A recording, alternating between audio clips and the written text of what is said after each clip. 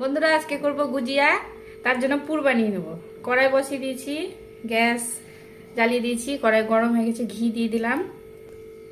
ঘি গরম হয়ে গেছে, ওর মধ্যে দিয়ে দিব এই যে কাজু পিস্তা কুচি করা। এবার এর মধ্যে দিয়ে দেবো এই যে কোকোনাট পাউডার। তোমরা এমনি নারকেল থাকলেও দিতে পারো, আমি এটা দিচ্ছি।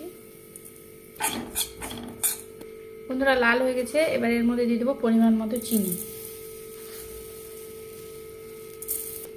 দিয়ে দেবো আমুল দুধ, এবার দিয়ে দেবো যে দুধের আমরা সর তুলে তুলে রেখেছিলাম মালাইটা।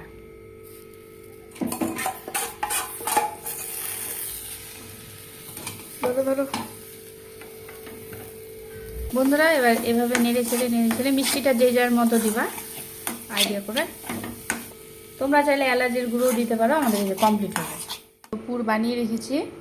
এবার আটা মেখে নেবো। ময়দা নিয়ে নিয়েছি ছেলে, এর মধ্যে দিয়ে দেবো লবণ, চিনি, কালো জিরে আর সাদা তেল। তোমরা ঘিও দিতে পারো, বাটারও দিতে পারো, সাদা তেল। এই ময়দাটাকে ভালো করে ময়ম করে মেখে নেব।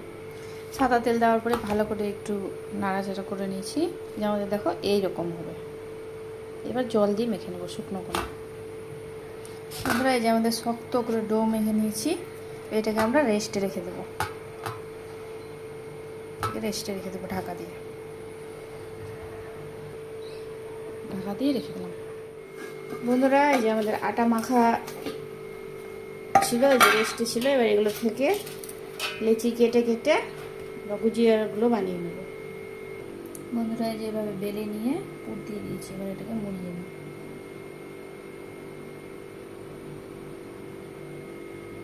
বন্ধুরা আমাদের গুজিয়া বানানো দেখো রেডি হয়ে গেছে।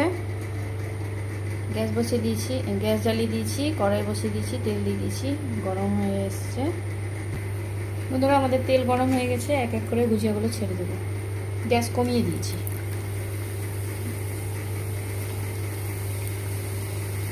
বন্ধুরা এবার উল্টিয়ে দেবো, এই যে দেখো লাল লাল হয়ে গেছে।